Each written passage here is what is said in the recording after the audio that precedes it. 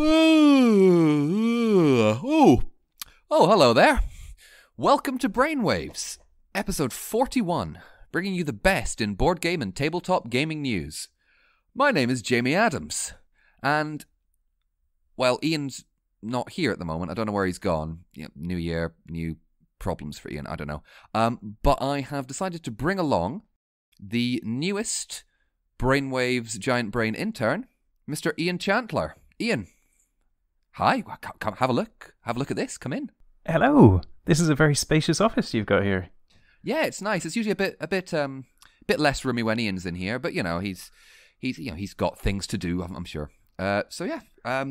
Listen, would you mind if Ian's not here? I mean, I'm going to give it another 10 seconds or so. If he's not here, could you possibly sit in for him? I mean, you're also called Ian, so it's hopefully not going to be too difficult. Oh yeah, absolutely. That is easy peasy.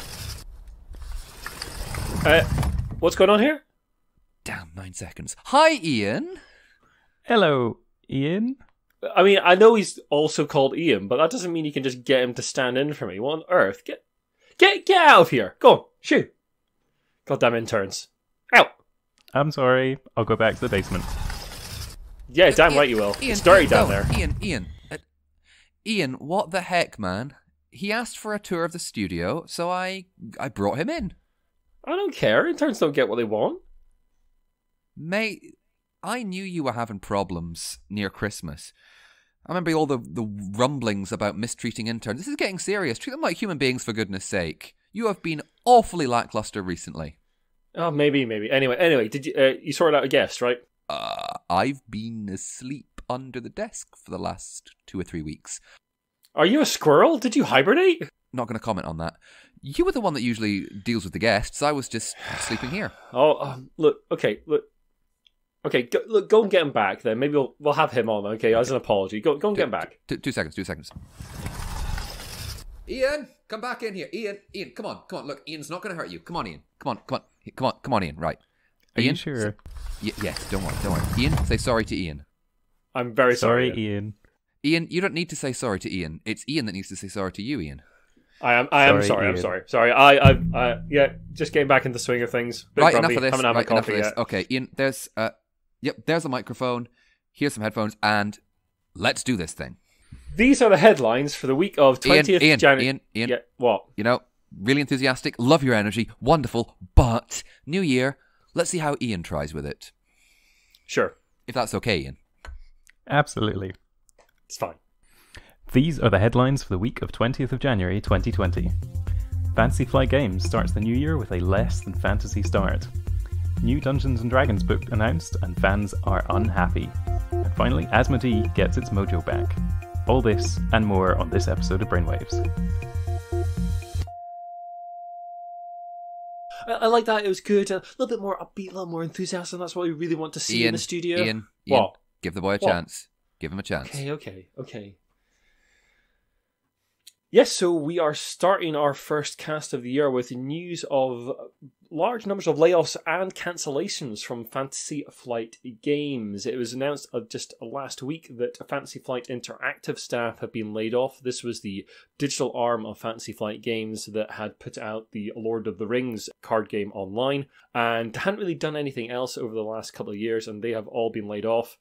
This has also affected the RPG arm of Fantasy Flight Games. A bunch of the RPG folk have been laid off as well, including the senior producer Tim Huckleberry. FFG have not commented yet on any of the layoffs, but they have confirmed that all 4 of the previously announced RPG products planned for the next few months, including Genesis Secrets of the Crucible, which is the Keyforge book they're about to release, Legend of Five Rings RPG Sins of Regret, the Path of Waves for that same RPG, a game map for that RPG, and Star Wars Age of Rebellion Starships and Speeders will all still be released. And interestingly, that all 3 product lines are still ongoing, so none of those product lines have been cancelled as yet. Talking of cancellations, just before we came on air, this is the 14th of January, Fantasy Flight announced that they were bringing an end to the Star Wars Destiny line. Now, this is their card dice game, a collectible game. It said that the Covert Missions set, which is upcoming, will be the last. And this has come as quite a surprise to fans by the looks of it online, by the looks of the reaction online. Much like the cancellation of Netrunner came as a surprise to that community. So what do we think this means, guys? Is it just a bit of consolidation? Are we seeing the same sort of thing from Fantasy Flight that we saw from Aldrich Entertainment Group, AEG, last year, where they're going to be putting out less games but better quality ones, and they're just consolidating their resources to do that? Or is this signs of bigger trouble for Fantasy Flight? I think it is unlikely that Fantasy Flight is, for example, going to maybe stop producing merchandise under the Star Wars license, because The Rise of Skywalker has just come out and there's a fine seam ready to be mined there. And X-Wing is a massive property for them. If they're going to do everything they can to retain that license. Yeah, of course, and that's that's still going, as far as I'm aware, pretty strong. It might be that just Star Wars Destiny, has run its course. Maybe the figures were just not there for what they would plan to put into it. I'm entirely speculating here because that's all I can do. I love my blind speculation, as regular listeners might know. The role-playing game, they've got the 3 main product lines. Great, they're all going well. I mean, RPGs are always going to bring in less money than their board game and card game and miniature game properties, X-Wing and Star Wars Legion as well. Our hearts go out to those who have lost their jobs, and hopefully they'll find safe homes. But that RPGs have always brought in less money, even in this sort of growth period of RPGs where we're seeing a lot of Dungeons & Dragons and that kind of thing come to the fore, and RPGs are certainly growing, but for a company like Fantasy Flight, it's still got to be sort of a very small percentage of their annual take. Whole thing makes me wonder if Disney are about to do a similar thing to what Games Workshop did with Fantasy Flight, in that just say, okay, we'll make more money by just farming this license out to lots of different developers, rather than just Fantasy Flight. Jamie, talking about D&D, I think there's a new book out, and fans are unhappy, apparently. Well, yes, there is indeed. I am going to bite back the retort that goes, the internet generally is fueled on misery. But there is a new sourcebook announced for Dungeons & Dragons 5th edition. The new book announced is Explorer's Guide to Wildermount. I hope I've said that correctly. Which is the campaign sourcebook for Critical Role, the phenomenally successful live stream and web series hosted by Matthew Mercer, that has brought probably Dungeons & Dragons to most people over the last couple of years. I will admit I've never seen it, but I'm aware of it by cultural osmosis and, hanging around those nerdy areas of the internet. This is apparently going to be, detailing all the information you can of this area of which Critical Role finds itself. And to say there's been a bit of backlash is a slight understatement. There's a lot of fans going, this is great, this is wonderful. It's not what I wanted, though. It's not Spelljammer. It's not Dragonlance. It's not Dark Sun. It's not Planescape. Where are all these books? Where are all these settings? These classic ones that people have known for years. Where's my setting? I don't want it. Yeah, the pace of release has been a little slower for D&D. However, there is things like the DMs Guild, where people are putting out loads of sort of homebrew content and some really good stuff in there. Basically, lots of DLC effectively for Dungeons & Dragons. So there's a lot of content out there. There's lots of things for free or for pay that you can use to enhance your D&D games, and not all of them are being produced by Wizards of the Coast. So you can look elsewhere for your 5th edition content. And I think it's a good thing that they're putting out fewer books that are higher quality. I think that's actually a good thing. I can understand the fans' frustration if you're really into a particular setting, but going on the internet and shouting about it is not going to help. No, but it's the internet, and it's worth a try. And actually, Matthew Mercer himself has commented on the backlash somewhat. And he commented basically an hour after the official news released. On Reddit, Matt Mercer was saying, he spent about 1.5 years working on the project. He's aware of how much negativity can permeate, the spaces regarding the games, regarding myself and the games we play, and that's okay. One could never expect our form of storytelling and gaming to be everyone's cup of tea. And it could very well be this just isn't the book for you. I don't begrudge you that, and I only hope one day we get a chance to roll some dice at a convention and swap stories about our love of the game. Which is fun, which is a very positive message. He also says, he says to the people, you're the people shouting about, I want, Planescape, I want Dark Sun, I want all these things. I'm shouting that as well. Sometimes in Wizards of the Coast's offices, sometimes right in their ears. Unfortunately, if they're going to have plans. It's not going to change because I shouted at them. As far as I'm aware, a lot of Critical Role does have some homebrewed classes, archetypes, and such and so forth. And Mercer has addressed this, going, some people don't like that. That's fine. You don't have to use it. And as you said, Ian, there is the DMs Guild, which there is a torrent of stuff now. There's a connectivity with Dungeons and Dragons that I'll say I don't think that's ever been seen before. Able to share so much information and stories, both good and bad. Yeah, something like Mercer's been a positive force for D&D, and the fans should support that effort, because it brings more people into the hobby, which means that Wizards of the Coast gets more money, which means they will put out more books. And they happen to put out this book because they know Critical Role has brought a lot of people into the hobby. They know it'll be popular with a large portion of the D&D fan base. Will it be for everyone? No, because that would be a miracle product. No product is for everyone. And the rest of the stuff is probably coming. And it doesn't affect the work that those people are doing on those potential products as well, putting this book out. It gives them more money to do that. Do you know what? Just, if you don't like it, that's fine. Just, something will happen, and sadly it's not going to change because people aren't happy with it.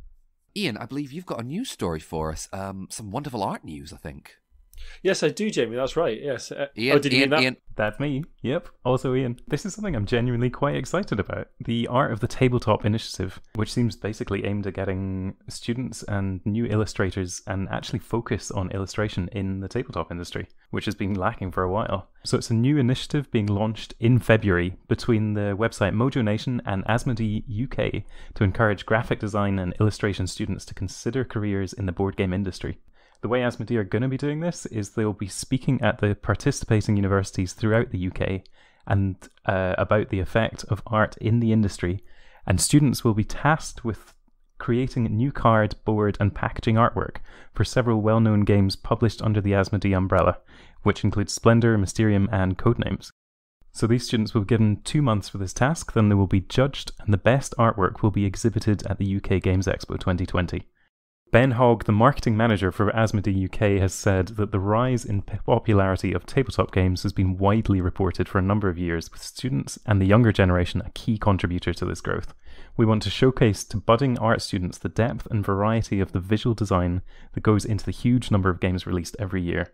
Whilst many students may enjoy playing games, they may be unaware of the sheer size of the tabletop world and the amount of artwork that is created for it. We can't wait to see how the students will reimagine our games. So at first glance, this seems like it might be a kind of spec work thing where they're getting students to do artwork for free. But in actual fact, what they're doing is they're not making new games with this art. What they're doing is they're saying, here's our existing games. What would you do with those games? And then the best of those, instead of being offered money or something like that, the best of those will be exhibited at the UK Games Expo. So it seems just basically a straight enter this competition and the winners will be shown off, which I really, really like actually.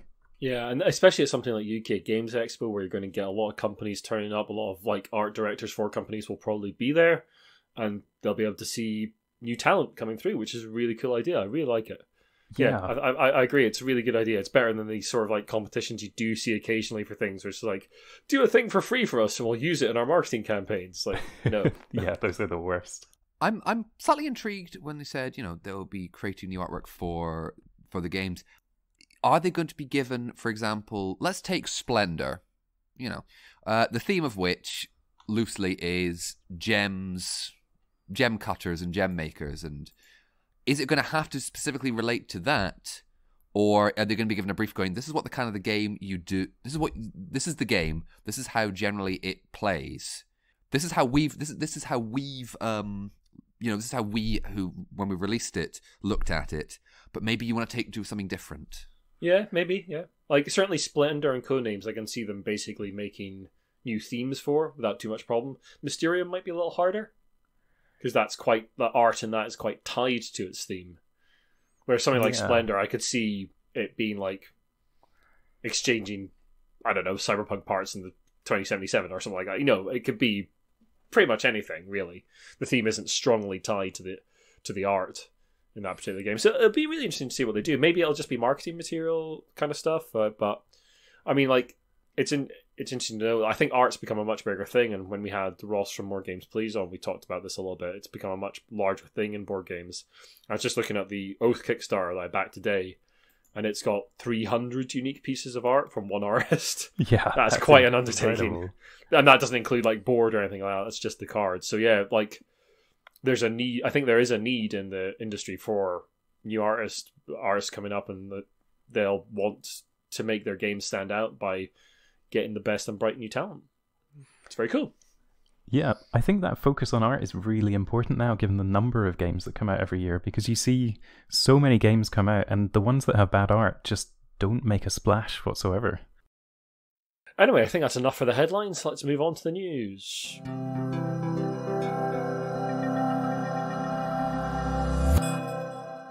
We're starting the news with a little bit of a shout out to Emma May, the designer of the Quirk card game. She has recently been picked up by Gibsons, which is a much bigger sort of mainstream toy and board game company. Emma's done a lot of great work getting her game into places like Waterstones, into really mainstream stores, and for such a small publisher, she's done really well at getting her game out there, and it's great to see that effort being rewarded by being picked up by a large company like Gibsons, which can only hope to bring her game to a wider audience. So congratulations, Emma. AEG are announced a new pre-order program, Iain. Yes, they have. So this speaks to allocation problems in the industry in general. It's a new priority pre-order program, P3. It's aimed at easing allocation problems for retailers, and retailers can register interest in product on a Google form. This interest is then passed to their distributor, and they get priority allocation for those products. So it starts with Mariposas, the new game from Wingspan designer Elizabeth Hargrave. As I'm sure we all know, Wingspan got slammed a bit for distribution issues, which there was a lot of discussion about at the time. Having learnt a little bit about the distribution of board games, it is mostly not great. I've been in retail for a very long time, and most people don't really understand how the stuff that's on your shelves gets on those shelves. We just don't really understand it, and I think it'd be an interesting thing to get maybe a couple of guests on sometime this year to sort of give us the lowdown on how board game distribution works, because there's always problems with board game supply, especially with new games, with new big popular games, because it's so hard to predict demand, and some distributors don't want to carry new games, but then they prove popular, but then by the time they go back to the publisher, they're out of the game, and then they have to wait for the print run, and blah blah blah blah blah, so on and so forth. It's a really interesting problem, because you have to print in such large numbers, and you have to sort of guess how much you're going to sell. It sounds like there's issues even with the largest distribution networks. As I was speaking to the Lucky Sparrow bunch at Glasgow Games Festival back in November, and they were mentioning a specific distribution network that they have, and the system through which they order board games sounds chaotic and disorganized. I know exactly what you're talking about, and yes, it's totally insane. It's a very strange system. So yeah, it'll be interesting to see what AEG does with this, especially interesting because AEG is one of the publishers that said last year they're going to be producing less games. So maybe this is an attempt to sort of bolster those games that they are going to be putting out. They said they're only going to be putting out like maybe 4 or 5 titles in a year. Some expansions, but mainly just 4 or 5 titles. So I think this is probably a reaction to that as well, trying to bolster the availability of those titles when they do put them out to make sure they're actually in retailers. And talking about new games, Jamie, Fantasy Flight have actually announced something good. That makes it sound as if you're saying that a lot of what Fantasy Flight produces is not good, Iain. I'm going to take that under advisement. Well, more that the news that they have been putting out, the news around them recently has not been good. This is a new... I like Fantasy Flight's products, but yeah, their news recently has not been good. No, it hasn't. This is a new game, but it is also, in some ways, part of an old game, because there has been an announcement over the last few days of Cosmic Encounter Duel. Now, Cosmic Encounter is a grandee of the board game hobby. I don't think it's a hyperbole to say that. Yes, it doesn't have the history of, say, chess or Go or even Snap, but, you know, it's now 43 years old. I mean, that is a serious length of time for a game, and it's a game that's still getting a lot of play, and still expansions getting released to this day. But they've just announced, and they, I mean Fantasy Flight, of course, have just announced a 2-player standalone version, set in the universe, of course, and the core box, which is the only one that's been announced so far, will come with 27 new races. Now, I have only played, straight away, I've only played Cosmic Encounter once, and that was about 4 years ago. I kind of enjoyed it. I've not really been in a situation where someone has had it and has been up for playing it since. I enjoyed it, but I still had that slight feeling that I think has put me off several other games, whereby I think it was about a 6-player game, and I think it was myself and one other person didn't know how to play the game, and 4 others did. And they were quite good at it, but they weren't so good as they kind of went a little bit easy on the newer ones. It was a bit of kind of throwing headlong in and going, you'll understand it, you'll like it, trust me. I thought it was alright. How it'll work as a 2-player is my biggest quandary at this point. I think it's an interesting thing for Fantasy Flight to do, because one of the things you see a lot of, especially on Kickstarter, is people asking like how a game works 2-player or how a game works solo. That's quite often like early requests on any Kickstarter. So I think it's interesting for Fantasy Flight, because they've still got Cosmic Encounter, they're still producing that game, and then for them to do a dual version will respond to that demand from fans to like have a sort of maybe a quicker 2-player version of a game they really like in a similar theme. So yeah, it's interesting to see them produce like a smaller box kind of thing like that, and maybe we'll see more of that kind of thing from them over the course of the year. I'm genuinely quite interested to see the design of this, as things like 7 Wonders transforming into the 2-player version worked, in my mind, really, really well, whereas I'm not that much of a fan of the full 7-player game, but I'm quite impressed by the dynamics in the 2-player game. So I'm not a fan of Cosmic Encounter, but there are plenty of really great, really snappy 2-player games, and if they manage to take some of those designs into Cosmic, then it could work really well. I was going to say, would be quite easy just to sneer and go, oh, but Cosmic Encounter is a game all about negotiation and, diplomacy. So how's that going to work with 2-player? And you go, well, you're just going to have to find out, won't you? Anyway, if we're going to be like inducting this new intern here into how things work, I think we should like get him involved in a brainstorm, maybe get him in through in the other studio. Sure, I thought my main job was just getting coffee and surviving the basement. Oh, Ian, not anymore. You are joining the big leagues, my friend. Oh dear. Right, this way to the Brainwaves discussion table.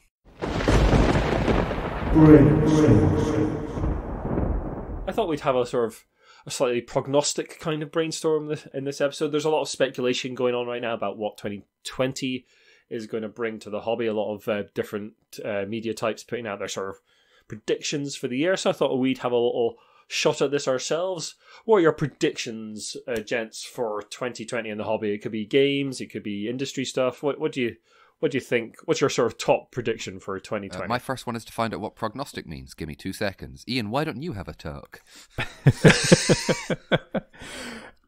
Sure thing.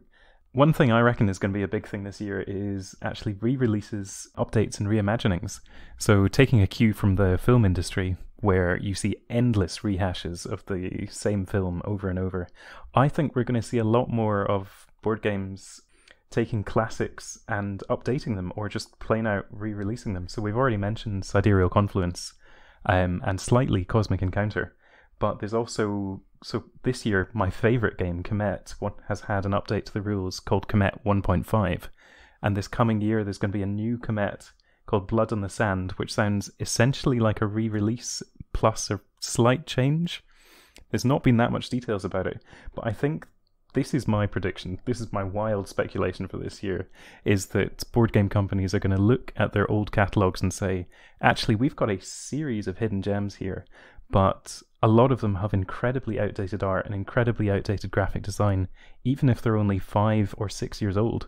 And I think they're going to update that graphic design to modern standards, put in new art, and then they can sell it without any extra development work being necessary. I think that's a really interesting point.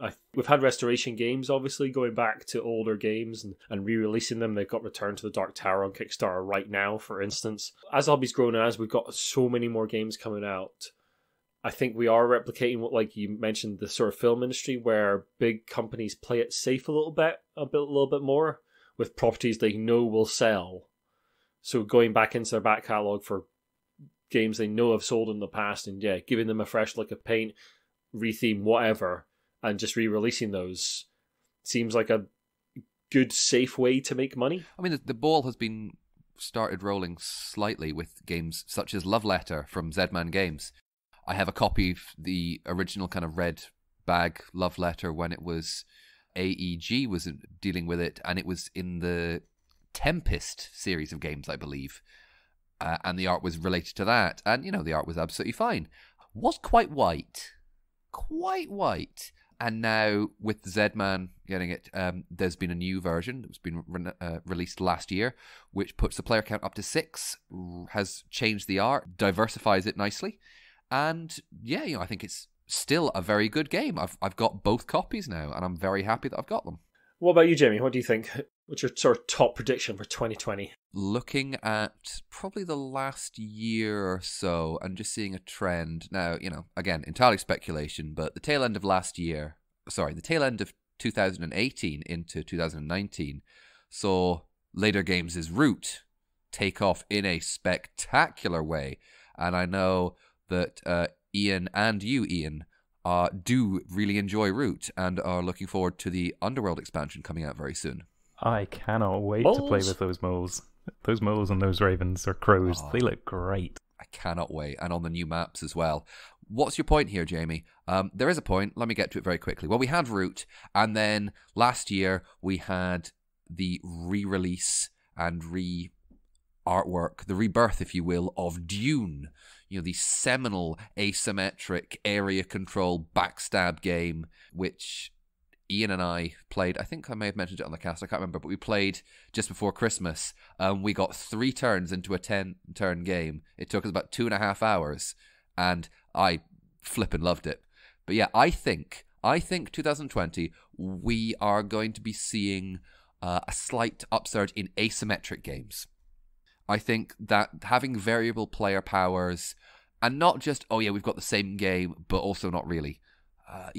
Starting with things like Root or Dune, where it is the mechanics are the same sort of, but every faction plays differently, all the way up to, I'm mentioning later games because they've done some quite nice asymmetric games, like Vast. I guess it gives a game more longevity as well. It gives it more replayability. It's an easy way to add that factor into... Well, not an easy way to add that into a game, but it's a way to add that replayability factor into a game. And certainly if we're seeing... Well, come to my prediction, which is like basically I think we'll see a lot more consolidation in the industry, and I think we'll see people putting out fewer games. And I think in general we'll see customers being a little bit more picky with their money as well.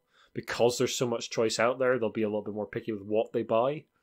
So they'll be looking for added factors into those games. So yeah, they'll be looking for, to speak to both of your points, like games that look really good and games that have got that replayability factor in them, and that sort of like that longevity in there, or maybe a little bit more of an evergreen title that the company will continue to support for the length of that game's run. Do you think, just to follow on from that, people are going to get slightly more picky, as social situations change, as the political climate change, just as 2 examples which will have effects that we can't even think of right now. And people, as you said, people are going to be looking to be a bit more, not conservative, but more picky of what they spend their money on, game-wise.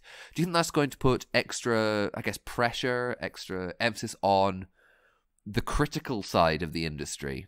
And people might have to start getting a bit more picky about the quality of criticism, the quality of journalism. I hope so. I think that'd be a very good thing. I think there are some great critics out there.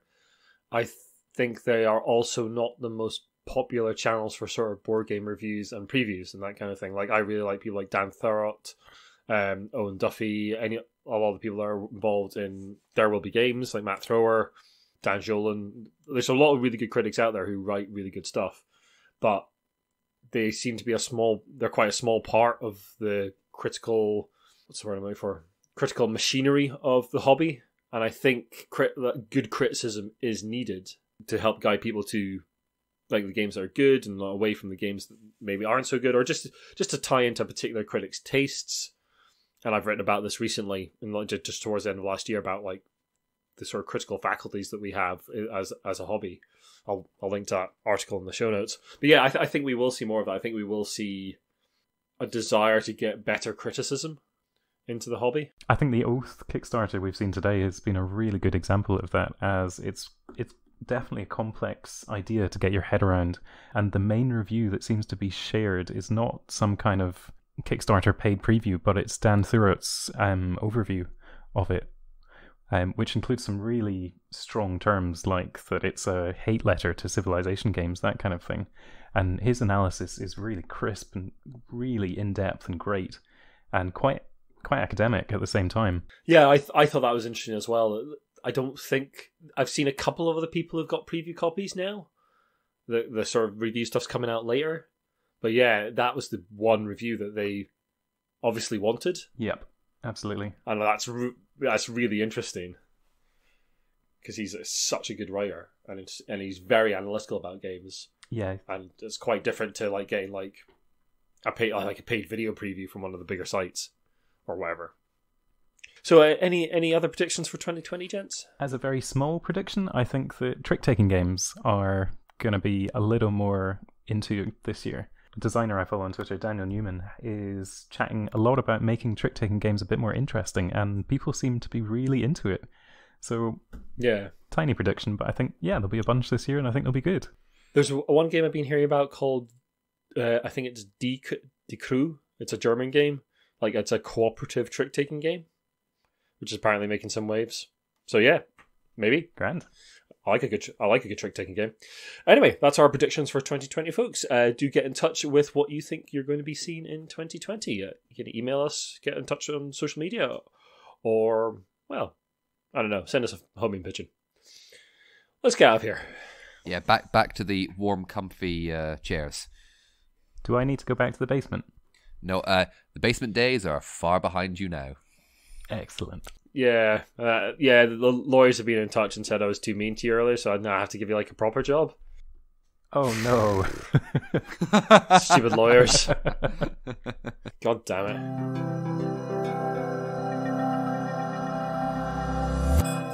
Well, it is 2020, a brand new year, but we couldn't leave the first podcast of the year without some good old news about that perennial favourite, Monopoly. Oh yes, 2020, and already we've got Monopoly news. This is actually coming from just the tail end of last year, so it's slightly cheating, but be quiet.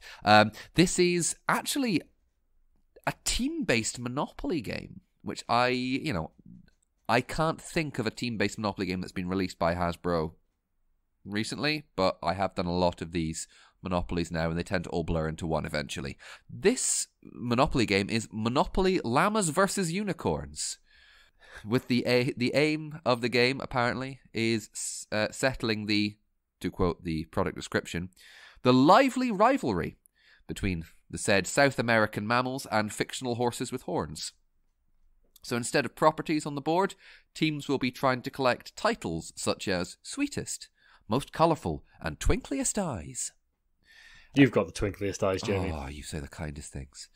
The game will end when all the properties are bought, and the team with the most titles will win. Now, this plays from 1 to 6 players, and will come with 3 unicorn pieces and 3 llama pieces. Now, before anyone gets snippy, please remember this is a game for people aged 8 and above, so it might not exactly be your demographic, and that's okay. It's definitely not my demographic, but that's fine. I do question, though, the lively rivalry between llamas and unicorns. Can't say I've ever heard of it before right now. Me neither, I'm afraid. Okay, whatever, guys. I mean, come on. I mean, are you aware of, like, online llama unicorn wrestling matches or something? Oh, nobody said wrestling matches. Not yet, anyway. The game is not available in the UK as of right now, but it is possible that it'll be released very soon. I would say that we'll keep you informed if it does reach our shores. I've got no idea when it's going to show up. Maybe the new critical journalism will take a deep dive into the rivalry between llamas and unicorns. Yes. We'll get to the heart of the matter. That's my other prediction. We're going to see more llama versus unicorn games this year. It's going to be an asymmetric area control war game. Llamas v unicorns. Yeah, 5,000 chits, takes 24 hours. Can't wait. Oh, awesome. Anyway, before we go, we'd just like to give a shout out to our patrons, especially to our newest patron, Hal Duncan, who's pledged at the team member level. Welcome to the team, Hal, and thank you very much for joining our Patreon. And of course to our executive producers, the Lucky Sparrow Gaming Cafe, an excellent gaming cafe in Glasgow. And if you would like to join our Patreon, we'll put a little link in the show notes. For just $1 a month, you will get access to all our extras. So that's basically extended versions of this cast and the occasional Idle Thoughts podcast that we put out, which is basically the team talking about the games they've been playing recently. Ian, why don't you do the outro a little bit? Show us what you're made of. Very well. So if you just Do I get fired if I'm not lively enough? I'm not allowed to, apparently. Excellent. I'll read this in a very droll, dead voice. Great. That's just what I want. Thank you very much for listening. If you like what you've listened to, then the best way to help us out is to share the podcast and drop us a review and rating on iTunes. You can also follow us. Join us on Twitter at The Giant Brain, Instagram, Giant Brain UK, Facebook, The Giant Brain, website giantbrain.co.uk, and email giantbrainuk@gmail.com. Well, I guess that was okay. What did you think, Jamie? I think you could probably take your job.